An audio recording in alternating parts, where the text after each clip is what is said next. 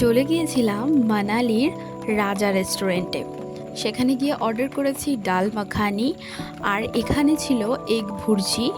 এর সাথে খাবার জন্য অর্ডার করেছিলাম গার্লিক বাটার নান, এবং বাপির জন্য ছিল নর্মাল বাটার নান। মানালির প্রত্যেকটা রেস্টুরেন্টে খাবার কিন্তু প্রচণ্ড পরিমাণে এক্সপেন্সিভ, কিন্তু এক্সপেন্সিভ হওয়ার সাথে সাথে খাবারটা কিন্তু খুব টেস্টি। ডাল মাখানির থেকেও আমার কিন্তু এই এগ ভুর্জিটা স্পেশালি দারুণ লেগেছে। বাট ডাল মাখানিটা যেহেতু রাজমা দিয়ে তৈরি করে ওরা, ওটাই একটু লেবু চেপে খেতে আলাদাই লাগে। আর এখানে মা সিমলা টু মানালি প্রায় 6 ঘন্টা ট্রাভেল করতে করতে অসুস্থ হয়ে পড়েছে। আর এমন ভালোবাসার মানুষ সাথে থাকলে অসুস্থতাটা কিন্তু ঠিক ফিল হয় না।